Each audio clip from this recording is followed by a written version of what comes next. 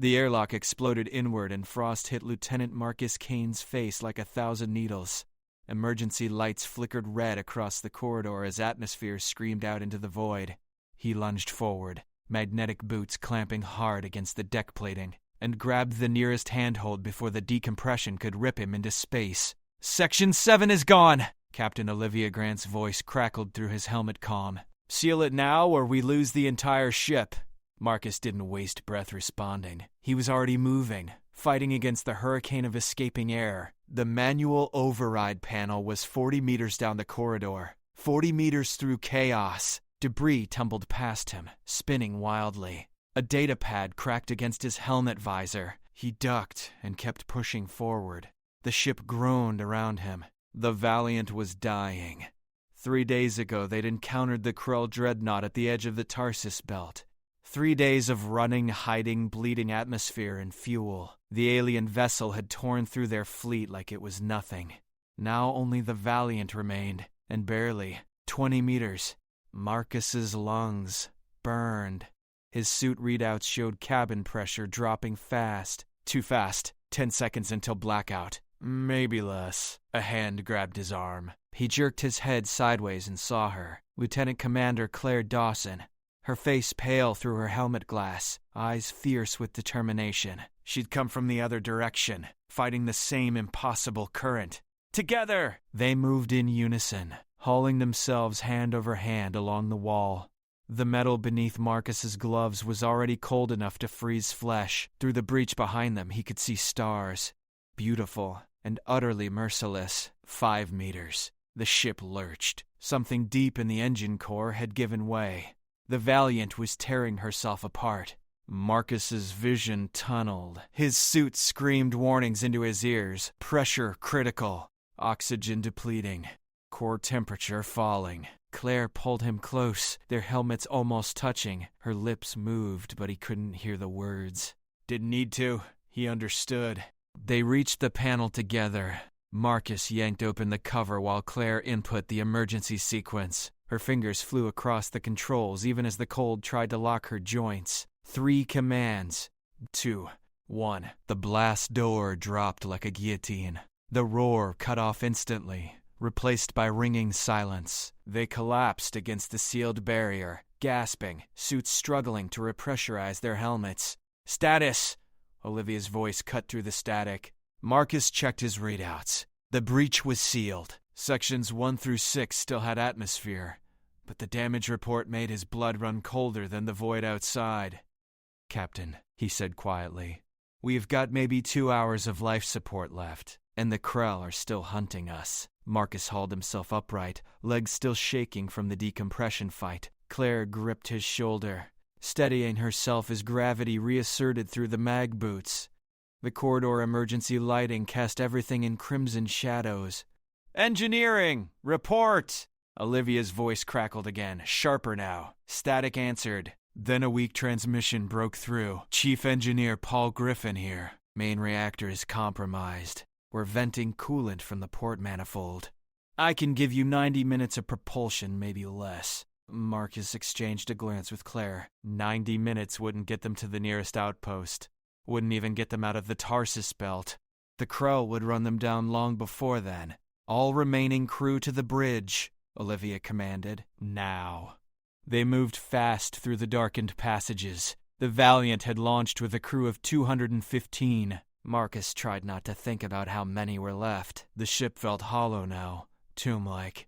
Bulkheads were scarred with plasma scoring. Whole sections were sealed off, uninhabitable. The bridge was barely functioning. Half the stations were dark, their operators gone. Olivia stood at the command console, her uniform torn at the shoulder, a med patch visible on her neck. Beside her stood Lieutenant Kyle Brennan, the tactical officer, his jaw set hard. First Officer Commander Lisa Ortiz worked frantically at navigation, her fingers dancing across a flickering display. 13, Olivia said without looking up. 13 of us left. The number hit Marcus like a physical blow. 13 survivors from 215. He saw Claire's expression freeze, saw the muscle in her jaw tighten. "The Krell?" he asked. Kyle pulled up the tactical display. A massive red signature moved through the asteroid field, methodical and patient. The dreadnought was hunting, using the debris field to mask its approach. But not smart. Terrifying. They know we're crippled, Kyle said. They're taking their time. Savoring it. Then we don't give them the satisfaction, Olivia replied. She turned to face her remaining crew, and Marcus saw something dangerous flash in her eyes. Something that looked like hope or madness, or both. We can't outrun them, can't outfight them, so we're going to do something they won't expect. Lisa looked up from navigation. Captain, please tell me you're not suggesting what I think you're suggesting. The asteroid cluster at grid reference 77 Alpha, Olivia continued, ignoring the interruption. Density readings show it's unstable. Heavy concentrations of volatile ice and compressed gas pockets. One good spark and the whole thing would chain react. Marcus felt his pulse quicken. You want to lure them into a trap. Not just lure them, Olivia said. I want to bury them in it. We position ourselves on the far side of the cluster, make ourselves look like easy prey. When they move in for the kill, we detonate the volatiles and bring half the asteroid field down on their heads. That's insane, Paul's voice cut in over the comm from engineering. We barely have enough power to maneuver, let alone outrun a cascading detonation. I know, Olivia said quietly, which is why we're not all going to make it out. Silence fell across the bridge. Marcus felt it settle into his bones, heavy and cold. This wasn't a battle plan. This was a suicide run with a prayer attached. Claire stepped forward. What do you need? Olivia pulled up a schematic of the cluster. 2 teams. First team plants charges on the largest volatile deposits. That's a manual job, no way around it. Second team stays with the Valiant. Keeps her running long enough to draw the Krell in deep. Once they're committed, we blow the charges and punch our engines to maximum burn. The detonation will vaporize anything within 10 kilometers, Kyle said, running calculations. The shockwave will extend twice that far. We'd need to be outside the blast radius before the charges blow, which means the team planting charges won't make it back in time. Lisa finished, her voice hollow. Marcus looked at the faces around him, exhausted. Terrified, but not broken. Never broken. That was the thing about humanity that the Krell had never understood. Pushed them to the edge, and they didn't surrender. They found new edges. I'll lead the charge team, he said. Like hell, Claire cut in immediately. We go together. Olivia studied them both, then nodded slowly. You'll need 4 more. Volunteers only. 3 hands went up immediately. Kyle, Lisa, a young ensign named Derek Porter who couldn't be more than $20. The last came from engineering. Paul himself, pulling himself onto the bridge through the access hatch. Someone needs to make sure those charges actually work, the engineer said with a grim smile. Olivia looked at her crew, what remained of them. 7 would plant the charges. 6 would stay with the Valiant. Marcus saw her calculate the odds. Saw her accept them. We have 1 hour, she said. Get to the armory, suit up, and may whatever God is listening forgive us for what we're about to do. Marcus moved toward the exit, Claire beside him. Behind them, the tactical display showed the Krell dreadnoughts still advancing, patient and unstoppable. They were going to teach it a lesson about underestimating humans. The armory was a disaster zone. Weapons racks hung empty, their contents scattered during the earlier attacks. Marcus grabbed a pulse rifle from the floor, checked the charge. 60%. It would have to do. Claire strapped a plasma cutter to her belt alongside her sidearm. Around them, the other 5 volunteers geared up in silence. The EVA suits were military grade, reinforced for combat operations. Marcus sealed his and felt the familiar hiss of pressurization. His HUD came alive with readouts. Oxygen, 4 hours. Thruster fuel, minimal. Enough for 1 trip out, maybe not enough for the return. Transport bay in 3 minutes, Kyle's voice came through the comm. Shuttles prepped. They moved through the ship's corridors one last time. Marcus caught glimpses of the Valiant's past through shattered viewports and scorched bulkheads. This had been humanity's pride once. Fast, deadly, beautiful. Now she was a ghost, held together by spite and prayers. The shuttle bay doors groaned. open. A single craft remained operational, a utility transport never meant for combat. Derek was already in the pilot's seat, running pre-flight checks with shaking hands. "Never flown in a firefight before," the young ensign admitted. "You won't be flying in one," Paul said, climbing aboard. "You'll be flying through one different skill entirely." They strapped in. The shuttle detached with a metallic clunk that echoed through the hull. Through the viewport, Marcus watched the Valiant fall away, her hull pockmarked with blast craters, trailing frozen atmosphere like tears. The asteroid cluster loomed ahead, a churning mass of rock and ice rotating slowly through the void.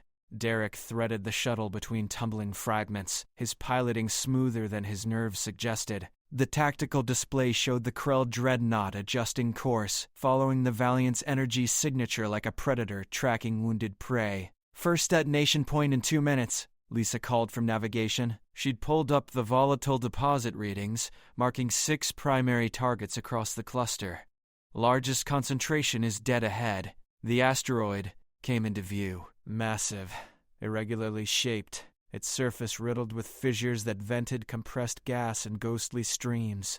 According to the scans, its core was a pressurized pocket of frozen methane and oxygen. One spark and it would become a bomb. Derek brought the shuttle alongside. The airlock cycled.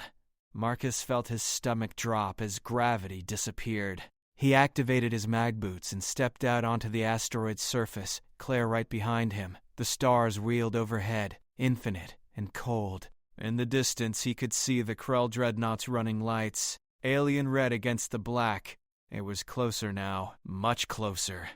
"Clock's ticking," Paul reminded them, landing beside Marcus with a thud. The engineer carried a pack loaded with shaped charges, each one calibrated to penetrate deep and detonate simultaneously. "We need to place these at precise intervals around the core fissure." They spread out, moving in pairs.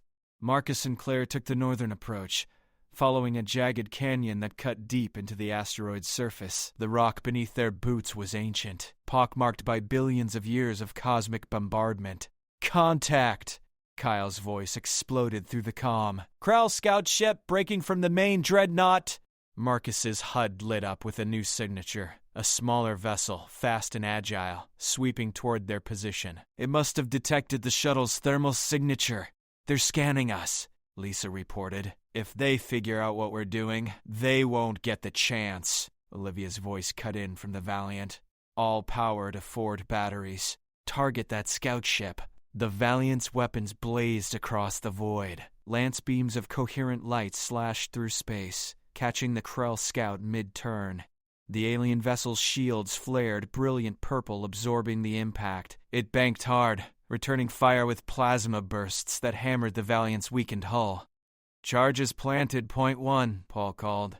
Moving to point 2. Marcus reached his designated position, a deep fissure that vented gas and rhythmic pulses.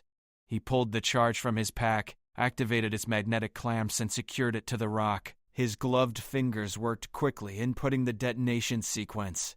60 seconds until synchronization. 45, 30. "Marcus! Above you!" Claire's scream came a heartbeat before the plasma round struck. He threw himself sideways. The blast vaporized rock where he'd been standing, sending fragments spinning into space. Marcus looked up and saw them, Krell soldiers, descending from a boarding pod that must have launched during the scout ship's attack. 4 of them, insectoid and massive in their armor, weapons already tracking new targets. Claire opened fire. Her pulse rifle lit the darkness with staccato bursts. One Krell staggered, its shield crackling. The others scattered, taking cover behind rock formations with frightening speed. "They're jamming our comms!" Derek's panicked voice broke through static. "I can't reach the Valiant!" Marcus rolled behind a boulder as plasma fire chewed through the space he'd occupied. His HUD showed 3 charges planted, 3 remaining. They needed all 6 for the chain reaction to work. Anything less and the Krell would survive. "Keep planting," he shouted. "We finish this." Kyle and Lisa were already moving to point 4, firing as they ran. Paul had reached point 5, working frantically to secure his charge while Derek provided covering fire from an elevated position. The ensign's shots were wild but effective. keeping 2 Krell pinned down. The scout ship made another pass, strafing the asteroid with plasma cannons. Explosions walked across the surface, throwing up geysers of ice and rock. One caught Derek's position. Marcus saw the ensign thrown backward, tumbling end over end into space, his thruster pack damaged and venting fuel. "Derek's down!" Claire yelled. "I've got him!" Lisa broke from her position, firing her thrusters in a controlled burn. She caught Derek's flailing form, locked her tether to his suit, and hauled him back toward cover. Paul finished planting charge 5. "One more. Northeast quadrant." Marcus looked at his tactical display. The final position was exposed, open ground with no cover. Whoever went for it would be completely vulnerable, and the Krell knew it. 2 of the soldiers were already repositioning, setting up a crossfire that would cut down anyone who tried. He met Claire's eyes through their helmet visors, saw the same calculation happening behind her expression, saw her reach the same conclusion. "Together," she said again. They broke cover simultaneously, thrusters burning at maximum. Plasma fire lit the void around them. Marcus felt impacts hammer his shield, felt the suit's integrity warnings scream in his ears. Beside him, Claire twisted mid-flight, returning fire, her shots precise and devastating. 1 Krell went down, then another. They hit the final position hard, mag boots clamping to rock. Paul's charge was already in Marcus's hands. He slammed it into place, fingers flying across the activation sequence. 10 seconds. 5. "Synchronized," Paul shouted. "All charges live. Get to the shuttle now." The Krell scout ship came around for another pass, but this time the Valiant was ready. A full broadside caught it amidships, overloading its shields and tearing through its hull. The alien vessel spun away, trailing fire and debris. Marcus grabbed Claire's arm and they launched together, thrusters burning toward the shuttle. Behind them, the remaining Krell soldiers opened fire in a final, desperate volley. He felt something punch through his suit's shoulder seal. Pain bloomed, hot and immediate. His oxygen readout dropped sharply. "Breach!" he gasped. Claire pulled him close, her arm around his waist, her thrusters compensating for his failing ones. They tumbled through space together, the shuttle growing larger in Marcus's dimming vision. Hands grabbed them, hauled them through the airlock. Derek, his helmet cracked but functional. Kyle, his armor scorched black. The door sealed. Pressure equalized. "Go!" Paul screamed at the pilot's station. "Burn everything we have!" The shuttle's engines roared to life. The shuttle screamed away from the asteroid cluster. Engines pushed beyond safety limits. Marcus felt the acceleration crush him against the bulkhead despite the inertial dampeners. Claire worked frantically on his suit breach, slapping emergency sealant over the tear in his shoulder. The pain was white-hot, but the oxygen flow stabilized. 30 seconds to detonation," Paul called from the co-pilot seat.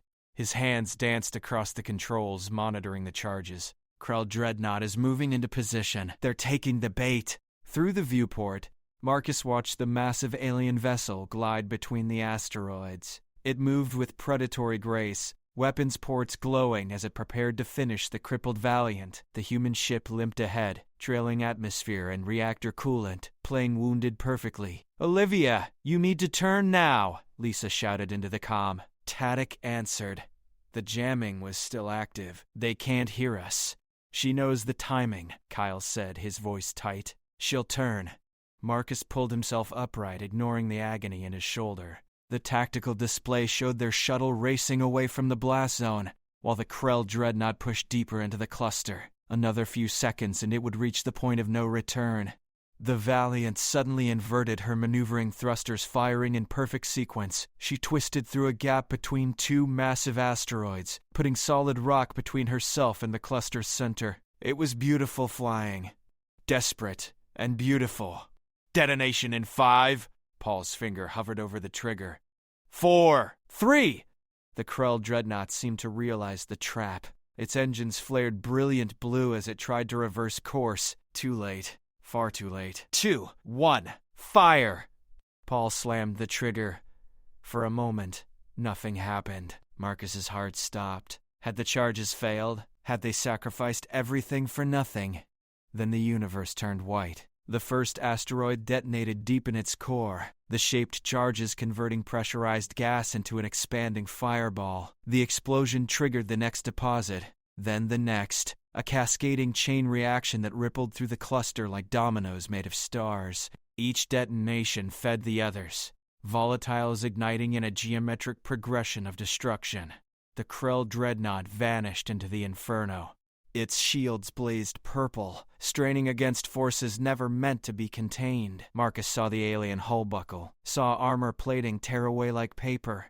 Secondary explosions bloomed along its spine as the ship's own reactor containment failed. "Shockwave incoming!" Derek screamed. The blast front hit them like the fist of an angry god. The shuttle tumbled end over end, hull plates shrieking. Marcus was thrown across the cabin, his injured shoulder slamming into a bulkhead. He heard Claire cry out, saw Kyle crash into the navigation console.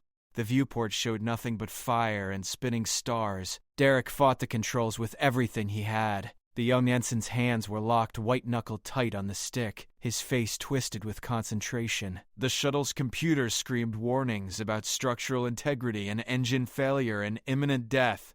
"Come on," Derek snarled at his ship. "Come on, you beautiful piece of junk."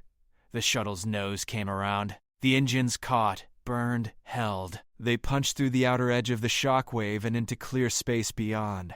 Marcus hauled himself to the viewport. Behind them, the asteroid cluster was gone. In its place, roiled an expanding sphere of superheated gas and pulverized rock. Lightning arced through the debris field, energy discharge on a planetary scale. And somewhere in that hell, the Krell dreadnought was dying. "Did we get them?" Lisa asked, her voice barely a whisper.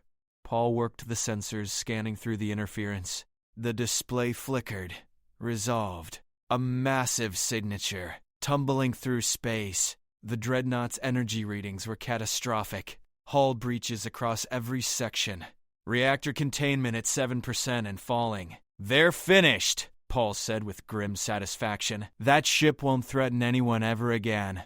A cheer went up in the shuttle cabin. Derek pumped his fist. Kyle actually smiled. Even Lisa allowed herself a moment of relief. But Marcus was looking at something else on the tactical display. A second signature, much smaller, barely holding together. The Valiant had made it out of the blast zone, but just barely. Her energy output was nearly zero. Life support critical. She was drifting, powerless. "Get us to the Valiant," Marcus ordered. "Now!"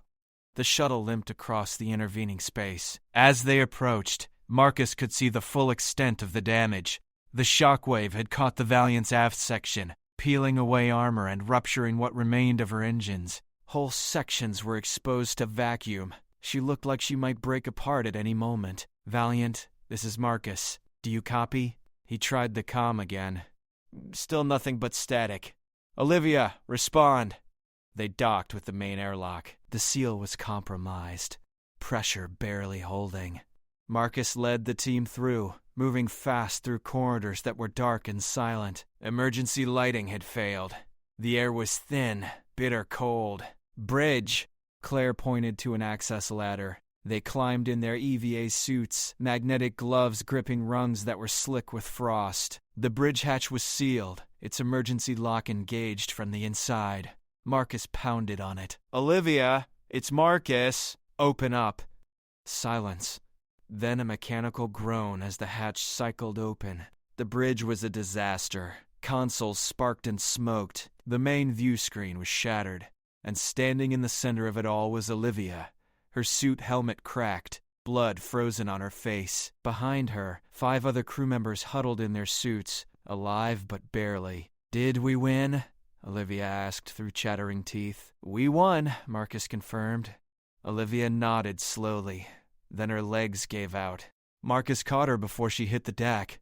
Claire was already moving to the other survivors, checking vitals, distributing emergency oxygen from the shuttle's supplies. "Reactors completely dead," Paul reported from engineering station. "No power, no propulsion. We're drifting." "Life support?"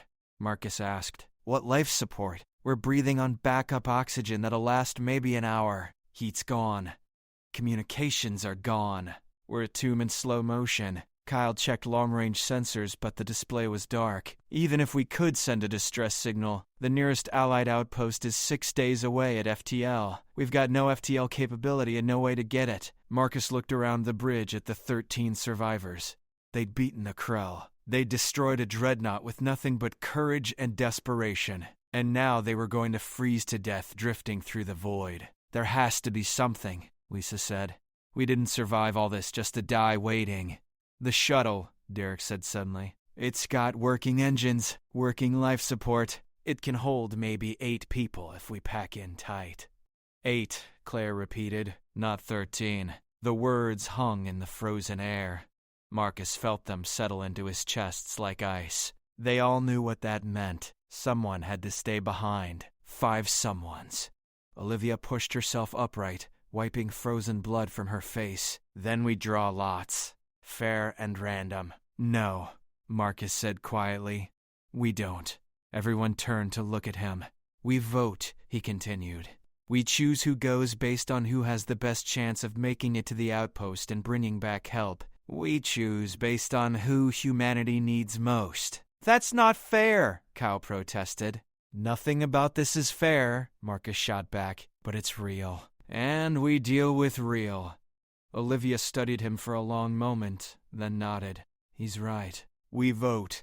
5 stay with the Valiant. 8 take the shuttle. No arguments. No heroes.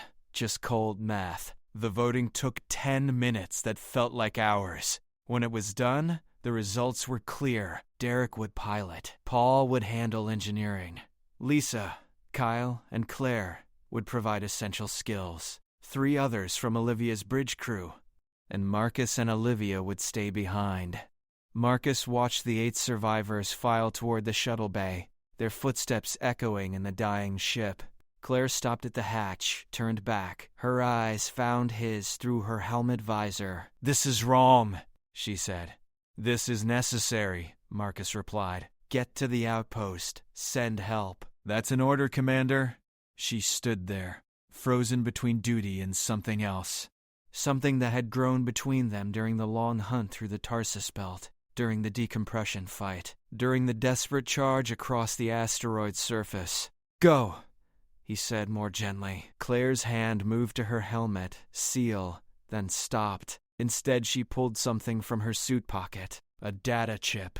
She pressed it into his gloved hand. Navigation logs, complete record of what happened here.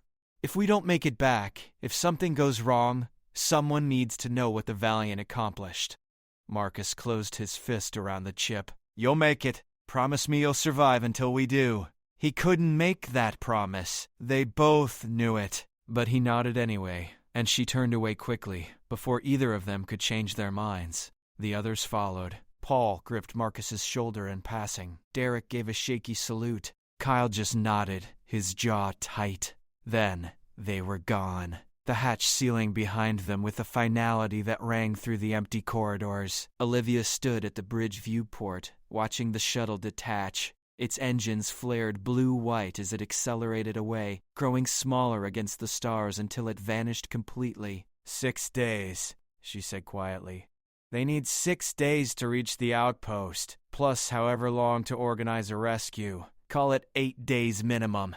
Marcus checked his suit readouts. Oxygen reserves. 18 hours. The Valiant's backup power could maintain minimal heat for maybe 30 hours before the ship became a frozen coffin. After that, they'd have nothing but their suits and prayers. We need to find a way to extend life support, he said. Already working on it, came a voice from the engineering deck. Marcus spun. Paul Griffin stood in the access hatch, his helmet under his arm, a grim smile on his face. You were supposed to be on that shuttle, Olivia said. Yeah, well, I lied during the vote. Said I could handle basic shuttle repairs. Truth is, Derek knows those systems better than I do. But you two, you need an engineer if you're going to have any chance of staying alive long enough for rescue. Paul, save it, Captain. I made my choice. Now let's make it count. He pulled up a schematic on his suit display. What? The Valiant's reactor is dead, but the emergency batteries in sections 2 and 4 still have charge. If we can reroute power and concentrate it in one compartment, we might sustain heat and oxygen for 70, maybe 80 hours. That's still not 8 days, Marcus pointed out. No, but it's better than 30. And maybe we get creative after that. They worked through the darkness, 3 figures in EVA suits crawling through the Valiant's dying veins.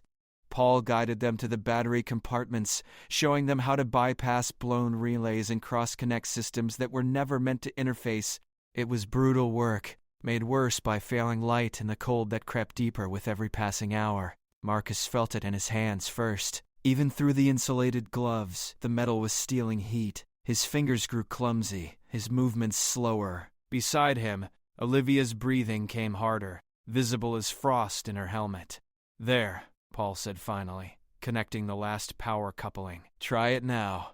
Marcus activated the rerouted system. Lights flickered on in the crew quarters they'd chosen as their refuge.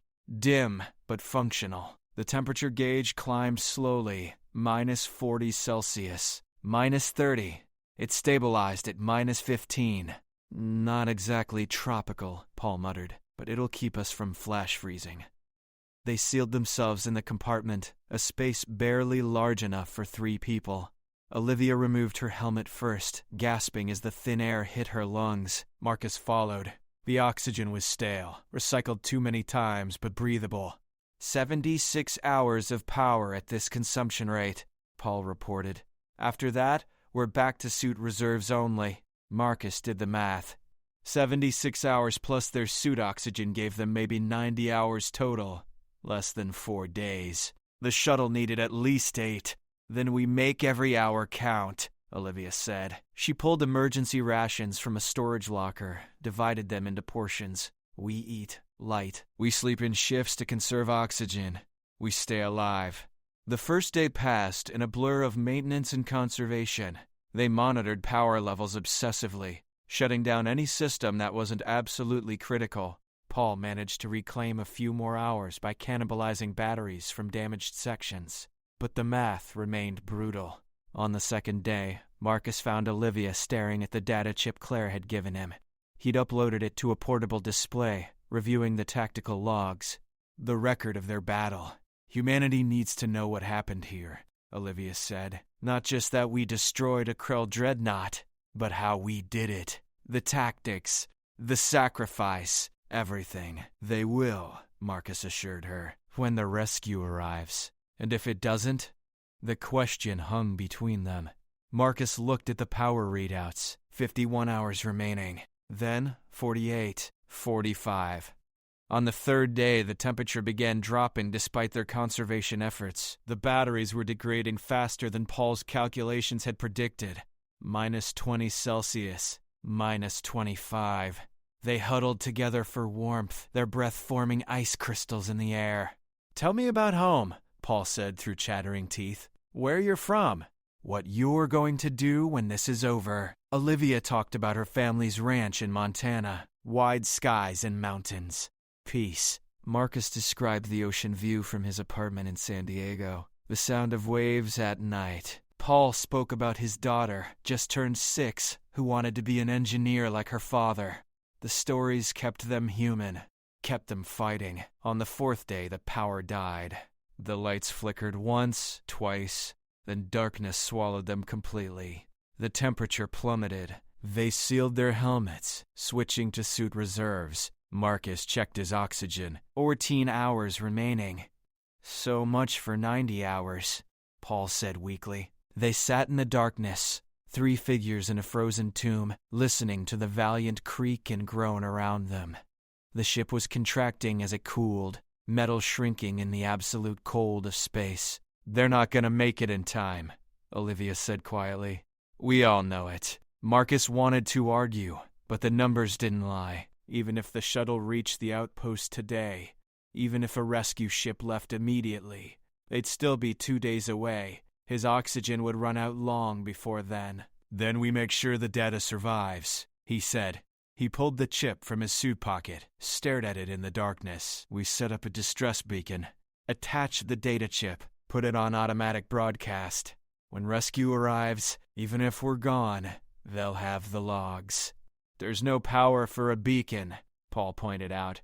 Then we use something else. Marcus was already moving, pulling himself toward the emergency equipment locker. His hands found what he needed by touch, a personal locator beacon, the kind designed to survive catastrophic ship loss, battery-powered. Independent. He activated it, felt it pulse against his palm. Then he attached Claire's data chip to its transmitter, set it to broadcast on all military frequencies. When they find us, he said, they'll know what the Valiant accomplished. They'll know what humanity can do when pushed to the edge. Olivia took the beacon, held it for a moment, then placed it carefully in the center of their compartment. Its tiny status light blinked red in the darkness. A heartbeat. A promise. For everyone who didn't make it, she said. For the 200 who died fighting, we make sure their sacrifice meant something. They settled back against the frozen bulkheads, conserving oxygen, conserving movement, conserving life itself. Marcus checked his readouts. 12 hours of air remaining. Outside, the stars turned slowly, beautiful and merciless. He thought about Claire, racing toward the outpost. Thought about Derek's shaky hands on the controls. Thought about humanity, stubborn and impossible, refusing to surrender even when the universe demanded it. 8 hours of oxygen. 5 hours. The cold was inside him now, deeper than his suit could fight. His thoughts moved slowly, freezing like everything else. 2 hours. Marcus woke to light. Not the emergency red of dying systems, but clean white illumination that cut through the darkness like salvation. His oxygen alarm screamed in his helmet. 7 minutes of air remaining. Maybe less. Contact! A voice crackled through his comm. Unfamiliar but achingly human. We have survivors. 3 signatures. Weak but present. Hands grabbed him, hauled him upright. Through his frosted visor, Marcus saw figures in pristine EVA suits, rescue insignia bright on their shoulders. Behind them, through the Valiant's shattered hull, a ship hung in space. Not the shuttle, something bigger. A frigate, her hull marked with Allied fleet colors. Easy, Lieutenant, the rescue tech said. We've got you. You're safe. Marcus tried to speak, but his throat was frozen shut. The tech attached an emergency oxygen feed to his suit. Clean air flooded his lungs, painful and perfect. Beside him, Olivia and Paul were receiving the same treatment, their bodies limp but alive. How long? Marcus managed finally. You've been adrift for 5 days, the tech replied. Your shuttle crew made it to the outpost in 4. We launched immediately. Pushed our engines past Redline to get here. 5 days. They'd survived 5 days on 4 days of oxygen. Impossible. But humanity specialized in impossible. They carried him through the Valiant's corridors one final time. Marcus looked at the scarred bulkheads, the frozen blood, the silent tribute to 200 souls who'd refused to yield. The ship had held together just long enough, had protected them to the very end. The rescue frigate's medical bay was organized chaos. Doctors worked on hypothermia cases, frostbite damage, oxygen deprivation. Marcus lay on a gurney, warming blankets piled on top of him, and watched them save Olivia's fingers from amputation. Watched them stabilize Paul's heart rhythm. You got our beacon? He asked the doctor treating him. We got everything. The tactical data, the battle logs, all of it. Command is already analyzing the Krell Dreadnought's weaknesses. What you did out here, what the Valiant accomplished, it's gonna change the war. The door burst open. Claire ran in, her face pale, eyes searching frantically until they found Marcus. She crossed the medical bay in 3 strides and grabbed his hand, warming blankets and medical protocols forgotten. You stupid, stubborn man, she said, tears cutting tracks down her cheeks. You were supposed to hold on. You were supposed to survive. I did, Marcus replied, managing a weak smile. We all did. Behind Claire stood Derek, Kyle, and Lisa. The young ensign looked like he'd aged 10 years in 5 days. The others wore the same haunted expression, the look of people who'd left friends behind and didn't know if they'd see them again. The captain? Lisa asked quietly. Alive, Marcus confirmed. Paul, too. We're all alive. The relief that washed over them was physical, tangible. Derek actually laughed, a sound half-sob. Kyle gripped the doorframe like it was the only thing holding him upright. Over the next hours, Marcus learned the full story. The shuttle had made the journey in 4 days of hard flying, Derek pushing the engines until they nearly tore apart. The outpost commander had scrambled the frigate immediately, along with 2 destroyers that were still sweeping the debris field. They'd found the Krell dreadnought's wreckage. The massive vessel had broken into 3 sections, its reactor core completely destroyed. Preliminary scans confirmed over 2,000 alien casualties. A dreadnought that had annihilated humanity's fleet, stopped by 13 survivors and a crippled ship. The Alliance is calling it the Miracle of Tarsus, the frigate's captain told Marcus during his 2nd day of recovery. 13 crew against a dreadnought. Those are odds that shouldn't exist. Humanity doesn't care about odds, Marcus replied. 3 days after rescue, they held a memorial service in the Valiant's recovered bridge. The ship had been towed to the nearest repair station, though everyone knew she'd never fly again. So much damage. Too many ghosts. The 13 survivors stood together, Olivia in the center despite the bandages on her hands. Before them floated holographic images of the 202 crew members who hadn't made it home. Faces Marcus had known. Names he'd never forget. They pushed us to the edge, Olivia said, her voice steady despite everything. The Krell thought they could break us, thought they could make us surrender, but they didn't understand what they were dealing with. She looked at her surviving crew, these 13 impossible people who'd refused to die. They didn't understand that humans don't break. We bend, we adapt, we find ways to win that shouldn't exist, and when we're pushed into the freezing dark with no way out, we pull each other close, and we survive anyway. Marcus felt Claire's hand find his, felt her fingers intertwine with his own, felt the warmth of human contact, the defiance of life against the void. The Valiant is gone, Olivia continued, but what she represented, what her crew accomplished, that lives on. We took everything the universe threw at us, and we're still here, still fighting, still refusing to surrender. She raised her hand in salute, and the 12 others followed. For the Valiant, Olivia said. For humanity, they answered together. Outside the viewport, the stars turned slowly, infinite, merciless, beautiful, and utterly incapable of breaking the human spirit.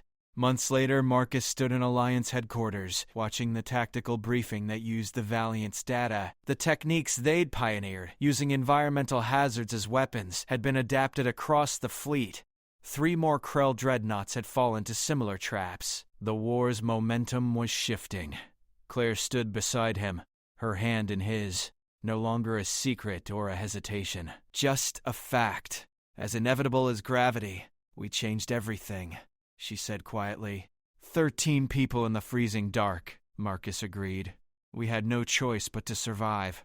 So we did. The Valiant's name was engraved on the memorial wall, along with her 202 fallen crew. But above it, in letters that caught the light, were inscribed the words that had become humanity's new rallying cry. They pushed us to the edge. We pushed back harder. And across 1,000 worlds and 100 battles yet to come, humanity would remember what 13 survivors had proven in the Tarsus Belt. That when humans are pulled close in the freezing dark, when they're given no choice but to fight or die, they find ways to win that the universe never saw coming. Because that's what humanity does.